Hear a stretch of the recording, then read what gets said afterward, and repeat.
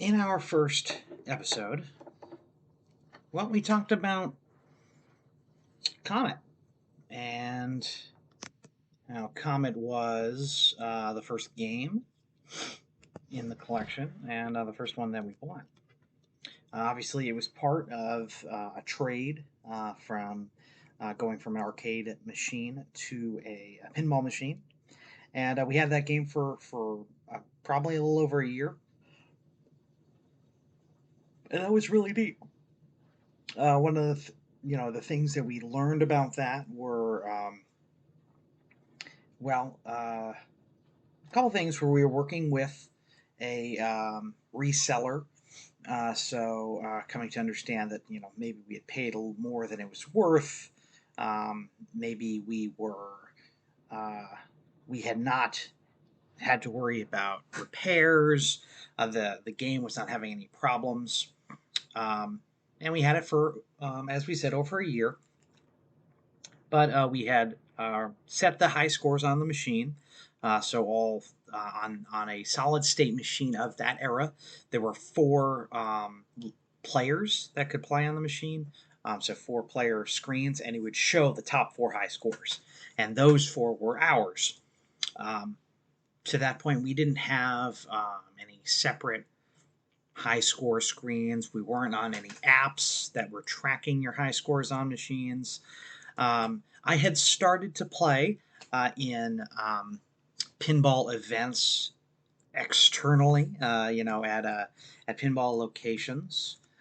I think my first event, and I'm using a separate screen here just to double check my profile, my history. And to speak on, excuse me, sorry for the yawn.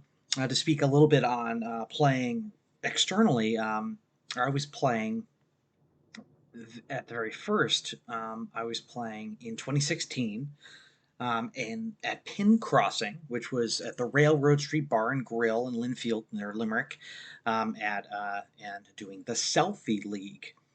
So there, you would be playing games that were run right there. You'd play certain games, collect your scores, take screenshots of yourself with the score, and then and take part in that. That was 2016. It was not until 2017 where I started to join their league as well as play in the monthly tournaments at Pinball Gallery in Malvern, PA. Both places I would describe as kind of my homes for playing. I met many of my now close friends in the pinball hobby at both locations, at Pinball Gallery as well as Pin Crossing at Railroad Street. Um, and When we started to play a little bit more and play a little bit more actively, it became clear that we wanted a deeper experience. So in 2017, after having taken part in the Pinball Gallery monthly tournament, um, Kate, my wife, decided let's get a deeper game. So we liked the amusement park theme. We liked the idea of something more involved. So we leveled up our game, and we went from Comet Pinball, which was from Williams. And you can see on the screen here, we went to Roller Coaster Tycoon. Now, Roller Coaster Tycoon was a Stern pinball machine. So Stern still in business. They are one of the major manufacturers in the business today. This was at a downturn of the industry. There wasn't as many businesses still doing work, but Stern was making games, and Roller Coaster Tycoon was a game not only was I familiar with as um, that it was an amusement park theme, but I had played the video game, the PC game. Roller Coaster Tycoon was a PC game in which you were simulating running an amusement park. So you were building out uh, your park, trying to make the most money you could possibly make, and bring in the most guests, having them spend the most money, making them the happiest, making sure they are able to eat their food and have their snacks and buy their concessions and release release their bladder, whatever they needed to do, and keep the lines down as best you can. So again, this came out in 2002. It says about 1,300 of them were produced. This was a solid state game. That means, again, instead of having electromechanical, unless it being like switches that were running everything, this was controlled by PC or boards, computer boards. And this one actually had a dot matrix display. So instead of having little alphanumeric displays where it was showing numbers or letters, this one had dots that looked like a screen that would be able to present animations. Very similar to kind of old school, I describe as almost 8-bit or one color, but kind of bit graphics. So that was what was being presented there. So we had that back in 2017. And we had that for about 6 months. So we talked about, having it. So why did we have it? What did we like about it? So Roller Coaster Tycoon, designed by Pat Lawler. Pat Lawler designed some of the biggest titles known to man in the pinball hobby. He is best known for Addams Family, Twilight Zone from just before this era. He had come in to Stern Pinball as a consultant, more of a designer, to help with the design of these games. And he had, I don't know if he had made one before this or after this. I know he designed Monopoly and NASCAR for them. But this was the one that we were interested in at the time. This game did have ramps, so you were shooting for various ramps on the playfield that would kind of mimic an amusement park ride. It also had a troll, like a troll toy, the troll with the long hair, crazy hair, that they now make movies about. They didn't look like that. They looked like weird, rubbery creatures with crazy colored hair. That troll toy sat on a shaky platform that shook while he spoke. So as it shook, he was basically, it almost behaved as if he was being animated to then talk. And he would, tell you what to shoot for, make fun of you, that kind of thing.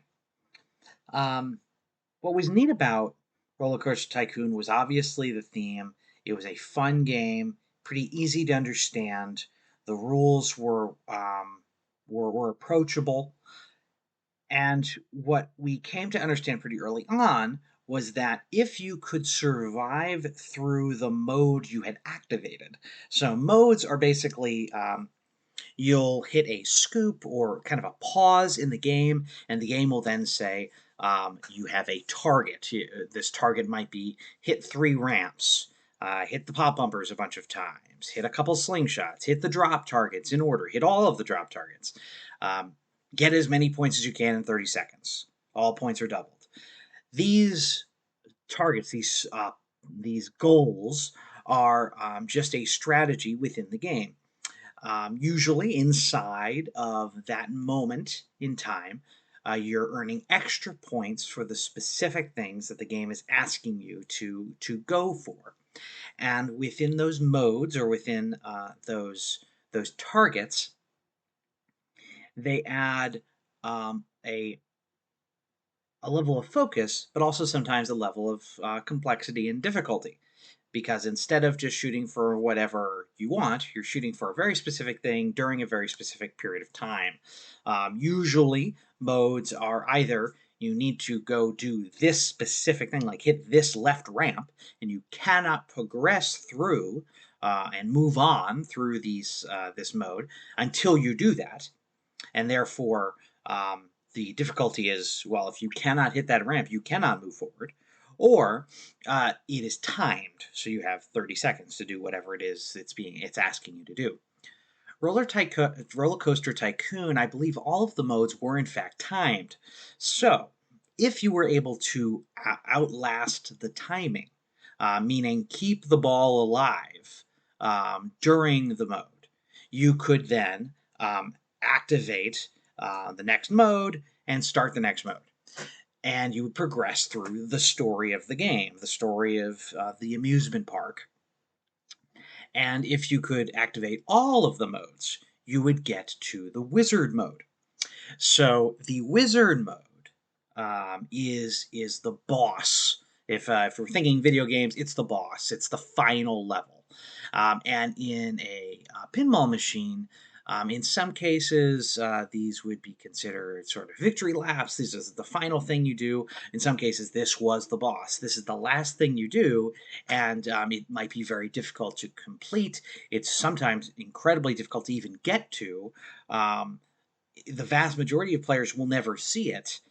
But on Roller Coaster Tycoon, this was quite a bit easier than most other games, from what I was aware of, and what I now am aware of as a continuing pinball player.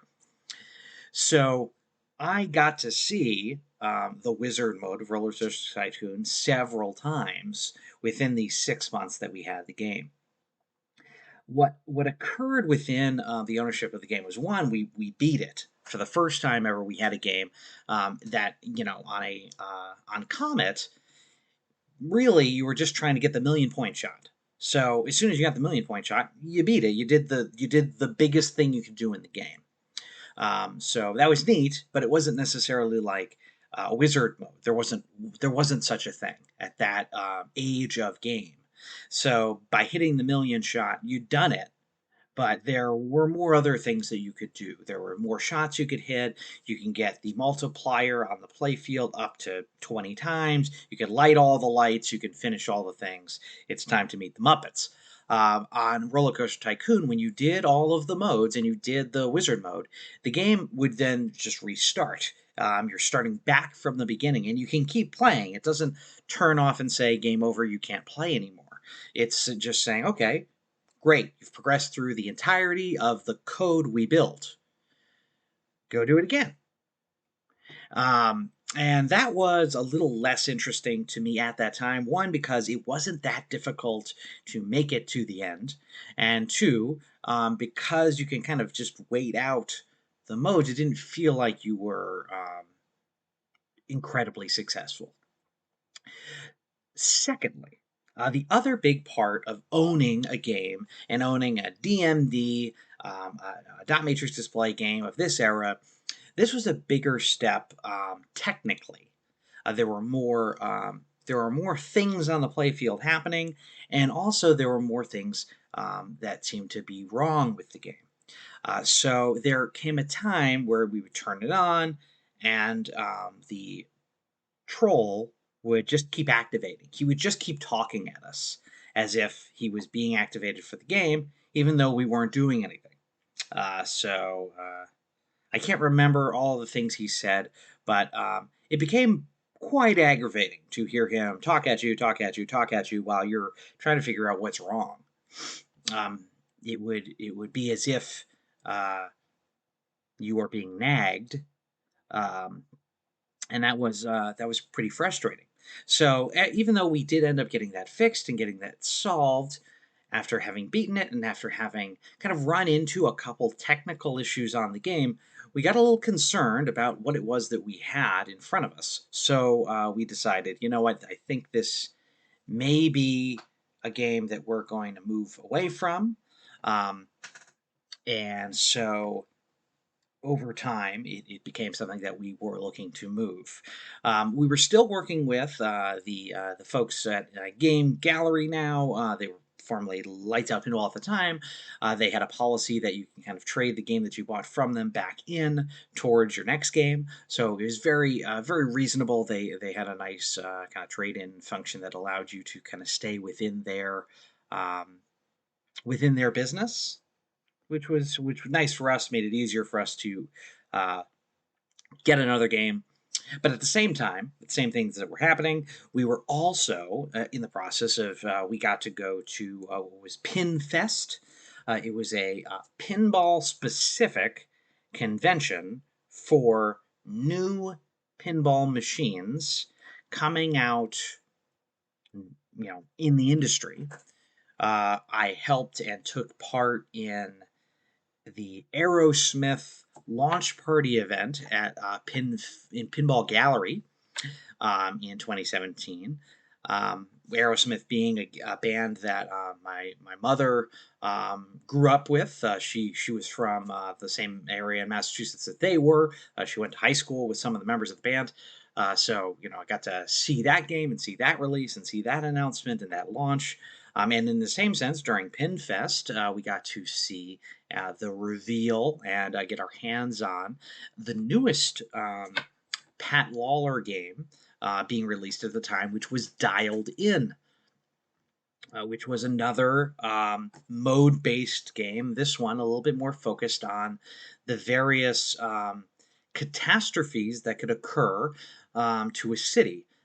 Earthquakes, volcanoes, tornadoes, rain, that kind of stuff happening to a city. And then had a lot, and I mean a lot of technology within that in that pinball machine. We'll talk about that later because that is the next game that we ended up buying. So that'll be the next episode of this series, and that will be our first new inbox game. So we'll learn about what is the experience of to receiving our first new inbox title. What was it like to bring a new inbox title into your home? What was it like getting those games in? You'll notice that I haven't really talked about the experience of lugging in a pinball machine into the house, bringing it down the stairs, unboxing it, putting the legs on, getting it all set up. The reason I haven't talked about that yet is because to this point in the hobby for me, in Comet and Roller Coaster Tycoon, I didn't do that. I didn't take the legs off. I didn't put the legs on. I didn't put the machine in place. The folks that I bought it from actually came and delivered it and set it up for me.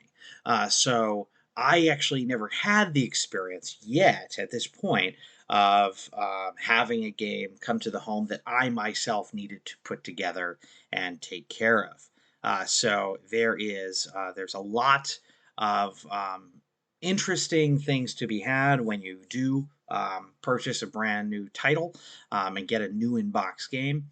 And there's a lot to consider, a lot to be aware of uh, when that happens. So we'll talk a little bit about that in episode 3, and that will be when we talk about Dialed In.